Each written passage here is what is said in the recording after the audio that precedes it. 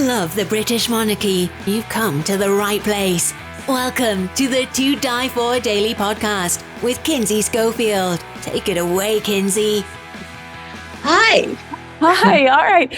Kinsey here with the To Die For Daily podcast. And I am so privileged to be here today with Sally Bedell Smith. Now, I have read so many of your books, I've lost count. I actually have a notebook that I keep next to the books whenever I read them because I'm like, oh, that's good. Oh, that's good. But we've got a new book coming out. It will be out by the time this podcast is uploaded, called George VI and Elizabeth, The Marriage That Saved the Monarchy.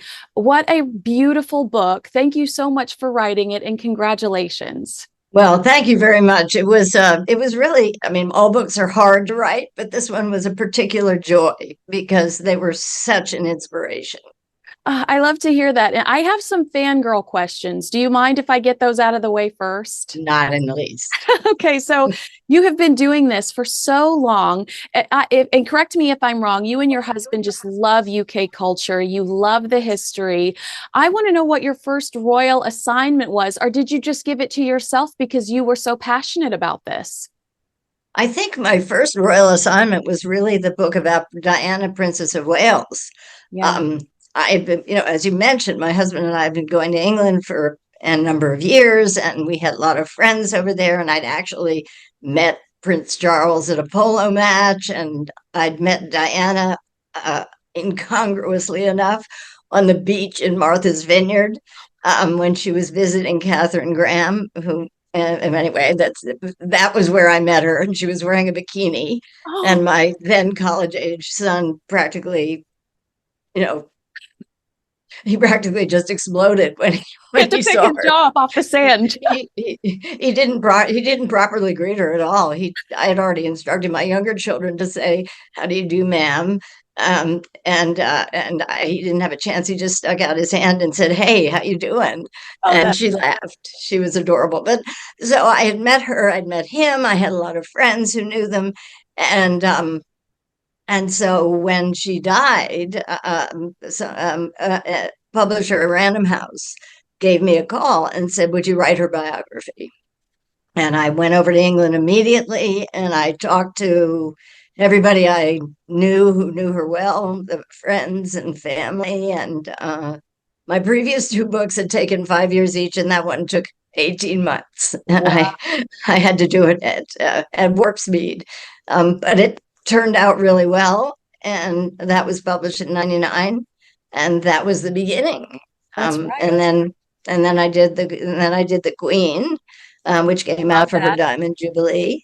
And then I did the now King Charles III, which came out in 2017. And then I thought, I want to do the origin story of this modern monarchy. And how do I do that? I go back to two people who had really fascinated me for a long time. Everybody knows George VI from the King's Speech, and his how he dealt with his stuttering and worked with Lionel Logan. Everybody knows Queen Elizabeth as the Queen Mum, which is what she was for 50 years after he died. And people know so little about their 28-year marriage and their really dramatic courtship and what they did during his 15-year reign, particularly in World War II, for those 6 years. And I knew that the only way I could really tell their story with any kind of authenticity and intimacy would be to see their papers in the Royal Archives at Windsor Castle. I read that you walked up hundreds of stairs, and you're a physically fit human being, but you were like exhausted by the time. Yeah. Well, I put in the request to the Queen, and she approved it, and it was a real honor, and it was certainly an expression of trust on her part, because she was very sensitive about the portrayal of her mother and father. And every day for 3 months, when I would go to the top of the round tower at Windsor Castle, sort of underlined the gravity of what I was doing. not only did I climb 100 steps, I had to climb all these hills Yeah. just to get up to Windsor Castle. So What a blessing. it was a commitment each day, Right. and a happy one. I just buried myself and read their diaries and letters and was riveted absolutely every minute, every hour, every day. I mean, I do think that that's why royal watchers love you, because they can sense your passion for it in your writing. One beautiful thing you mentioned is Philip writes to the Queen Mother and is overwhelmed by a really positive response. And she replies to him, isn't it humble making to be the vehicle through which the love of the country is expressed? Yes. I mean, she took her job so seriously, and she truly felt honored to be in the position that she was in. Is that what you felt while reading her words? Yes, absolutely. And it was something that she passed on to her daughter, the Queen, who in turn passed on to Prince Charles. And that whole notion of humble duty and service, and not making it about them, but it was about what they represented, that they were the manifestation of the United Kingdom, and that their humble duty was to serve their people. And that was really important. It was because in the letter that you mentioned, that was when that was when Philip and Elizabeth went to Australia, and the crowds were just millions of people, and she was basically writing back just to remind him Yeah. that it was not about them per se, but what they represented. Interesting, because that is kind of the tone Philip takes later in life with Diana, I think. Yes, he tries to impress on her that it is not about Diana. Yeah. It is that she embodies that duty and service, and that's what comes first. What do you think Yeah. is the biggest misconception when it comes to the Queen Mother? Well, I think the Crown has sort of underlined the misconception, which is that she was sort of ditzy and liked to have her martinis and was in that, and she was always sort of floating around the edges. And the Queen Elizabeth, and even before that, the Duchess of York, who emerges from this book, was far more intelligent, far more astute, and very good reader of character. She was extremely strong, and really her life with George VI was a very tight partnership. He shared absolutely everything with her. And during World War II, that meant all of the secrets. Yeah. And she was very, very strong and helped him a lot. And, particularly when he was struggling with his stutter, she was always there with with a look or with a gesture. And they just knew they could count on each other. And they went through various trials. I mean, when he was Duke of York and she was Duchess of York, they went to Australia and New Zealand, and it was an absolutely punishing tour. But it really sort of gave them incredible confidence and enabled them later on to carry out their duties as king and queen. It was, very much very good training for them when they did that. When we watch documentaries, I mean, I don't think that the Crown necessarily portrays George VI as a soft person, but I do feel like history in general kind of paints him as a softer individual. Do you feel like he is a soft or a weak man at all? Not in the least. The real revelation in reading his diaries in the Royal Archives, which began on the first day of the Second World War and went on for 7 years, is how strong he was, how intelligent he was, how acute his powers of observation were, Wow. how opinionated he could be in private. He had very sharp judgments about people, and they were often absolutely right. Ooh. He was very, very tough on Joe Kennedy when he was ambassador to the court of St. James's, and there are a number of passages in the diary that are, that are very harsh judgments of him, because he basically felt he had no belief that Britain could prevail and that they should just sort of give in to Hitler because Hitler was going to win. And at one point, George VI wrote in his diary, all he cares about is money and keeping his businesses going. Ooh. And so he was tough.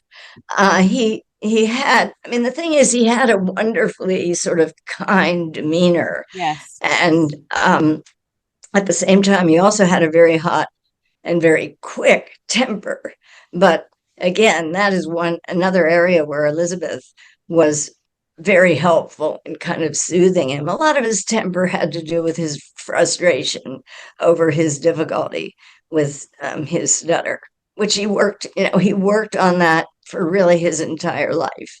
Yeah. It went away to some extent when he was with people he knew well, but it was something that created anxiety practically every day of his life. And it's probably one reason he smoked 40 cigarettes a day, which led to his early death at age 56. I've had multiple experts on my podcast. I feel like I cannot get a straight answer about this. I mean, they all say that they're right, but I'd love to know where you land on this. The myth, the rumor that a young Elizabeth was more interested in Edward. Where do you fall under that? There's absolutely no truth. I love that.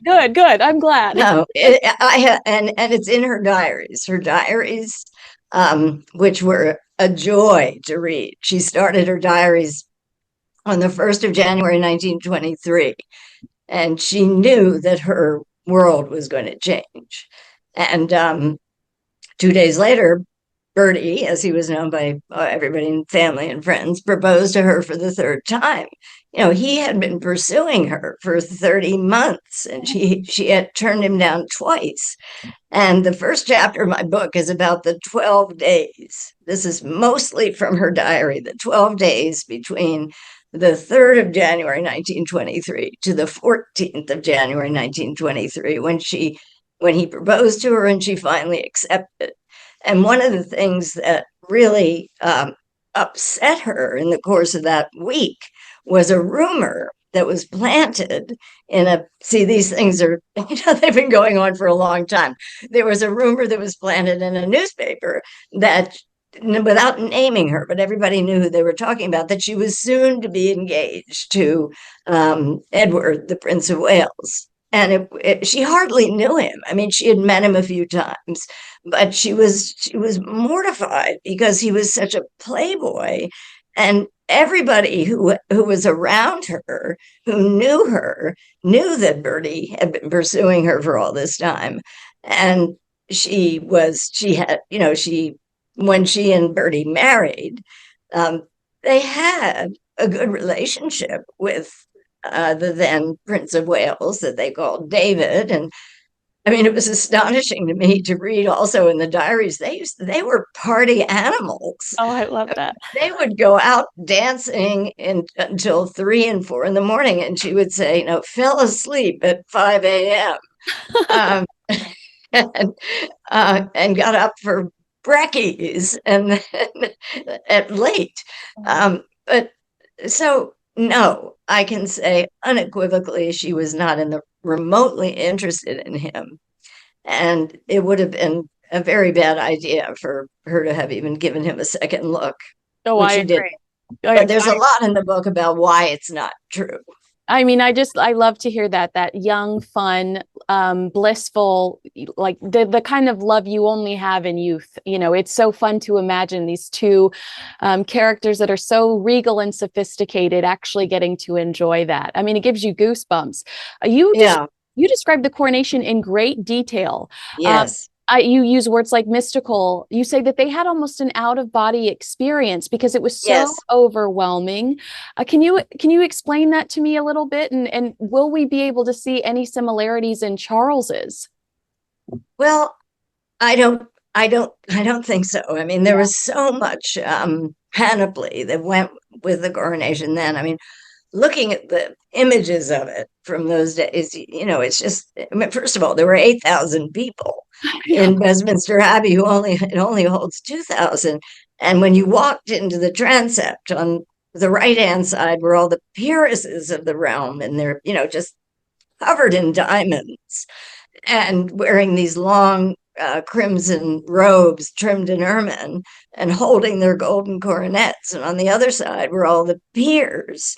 And they were dressed the same way without the diamonds. And when the king was crowned, they all sort of raised the coronets and put them on their heads. And then when Queen Elizabeth was crowned, the peeresses did the same thing. And little Lilibet, the future queen, was sitting there in the royal box next to her Queen Mary.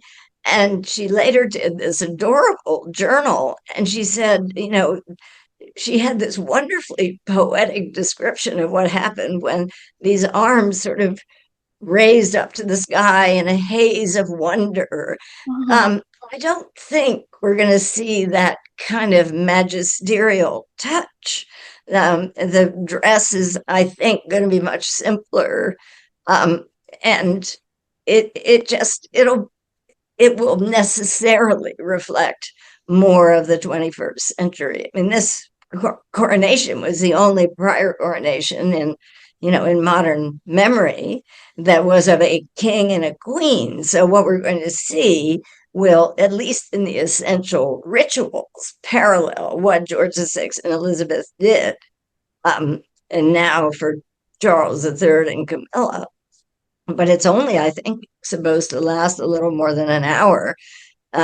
George VI and Elizabeth, it was 2.5 hours.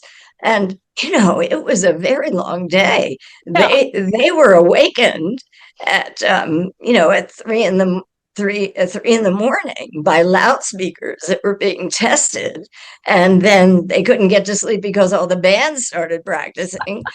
And the procession for the coronation started at 8:30 in the morning with one car after another, and then carriages and carriages. It went on for 2 hours before they were able to leave Buckingham Palace in the 24-foot gold state coach that dated to the 18th century. And there were millions of people who showed up for it. So it was, and there's the procession is going to be much shorter and have far fewer elements in it. It'll be different, but I loved learning about all the things that happened. I mean, there was a moment after he signed there was a moment after George VI signed his oath when he had a leaky pen. Oh no. And the ink got all over his hands. And if you look at pictures, you can see him wiping his hands. And I couldn't help thinking of Charles right after his mother died, and he was asked to sign a document, and the pen leaked. And he got, well, very different situation. He was under a lot of stress, but he got very angry and stalked off. That was nothing that George VI could do, but it was so funny that there was this little parallel of a leaky pen that he was trying to deal with. Well, that's so while he was going through this ceremony. That's convenient, because my next question to you was going to ask you the similarities between King Charles and King George. But before I do that, you reminded me of something. You are so heavily versed in not only royalty, but politics. Yes. I think that we're making something out of nothing by the story that Biden might not attend the coronation. Do you agree? Do you think that it's not kind of a nothing burger story that Biden Yeah. wouldn't? I mean, for Queen Elizabeth's coronation, I think the delegation was headed by George Marshall. Okay. And for, obviously, George VI's coronation, there was no president there. Okay. Roosevelt did not come. So I don't think it's a big deal. Maybe Jill will go, which would be fine, and she might like it. but I don't think it's a huge deal. I don't see it as a slap in any way. Okay, perfect. And similarities, we just talked about the pen. You've said temper before. Do you think that temper would maybe be one of the similarities that King George and King Charles had? Yeah, I think it somehow runs in the family. I mean, George V had a terrible temper, as did Edward VII. I mean, maybe it just comes, and Victoria had a pretty significant temper too.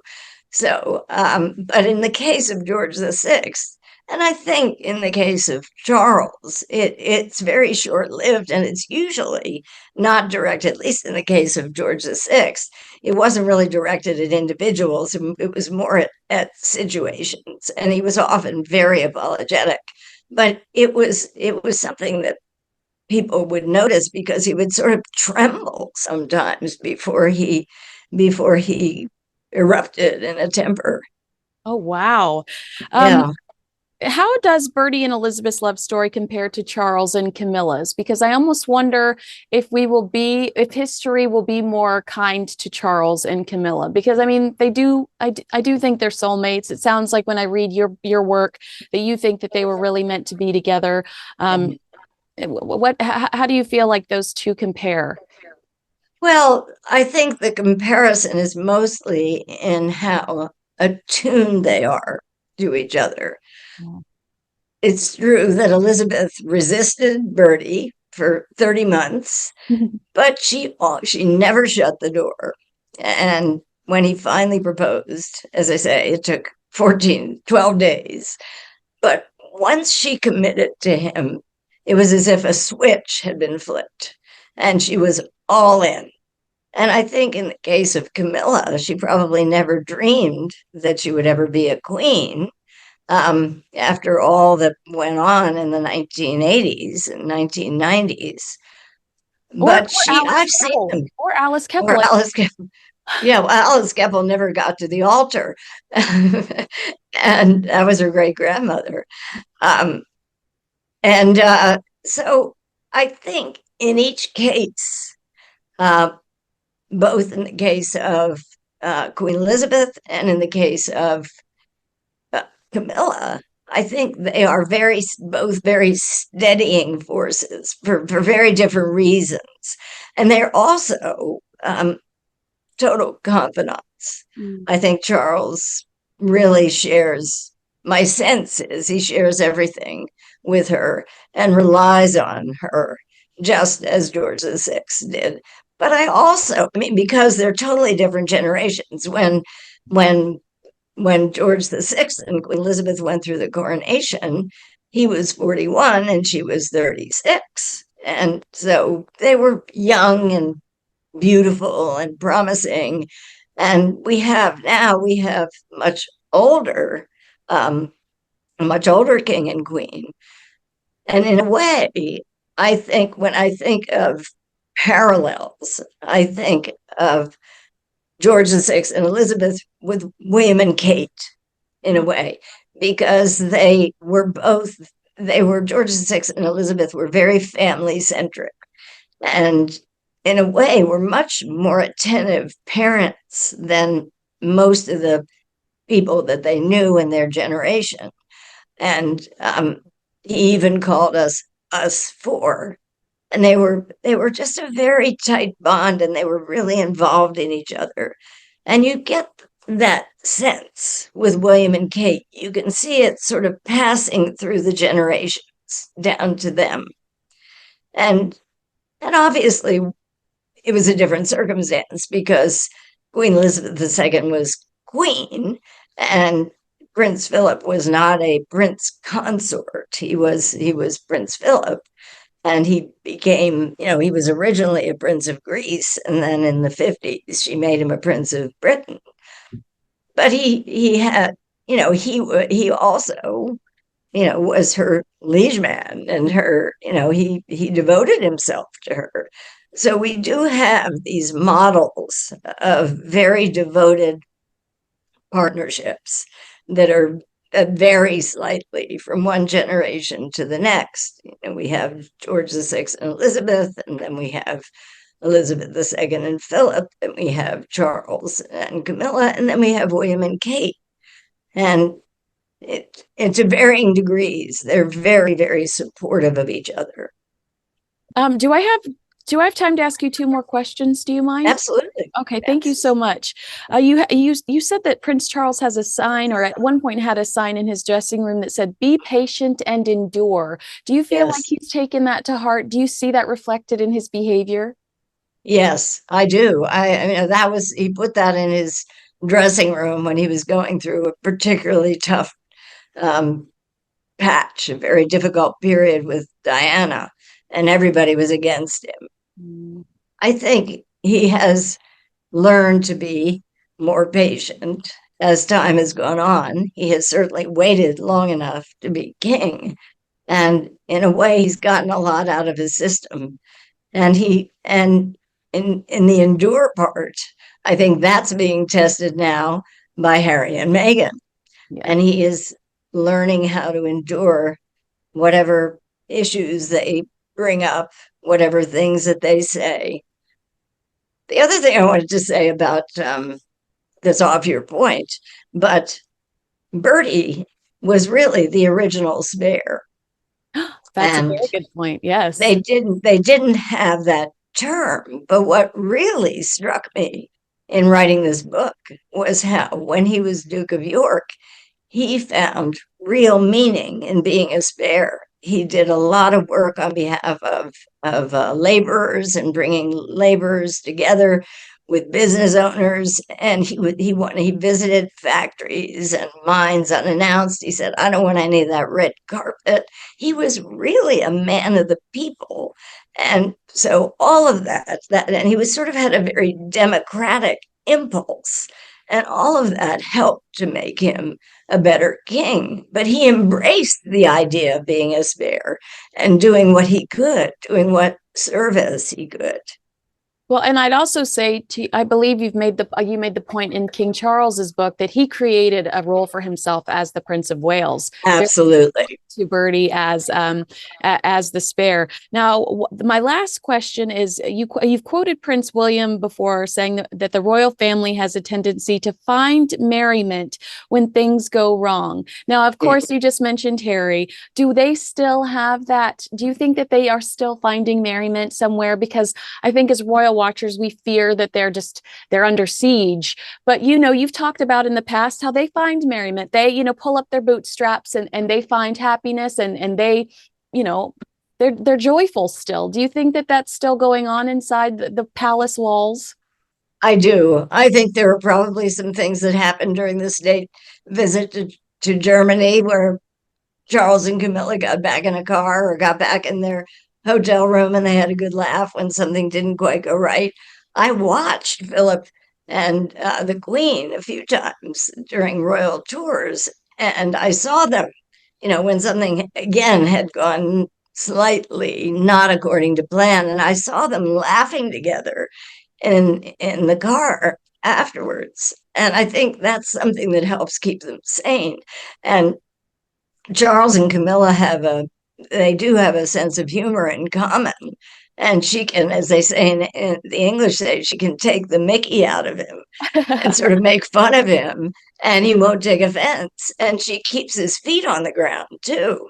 But they do find joy. They have their retreats, they have Highgrove, they have Burke Hall, they have places where they go, they adore to garden together. And she supports him in all of the enterprises that he created during the time that he was Prince of Wales.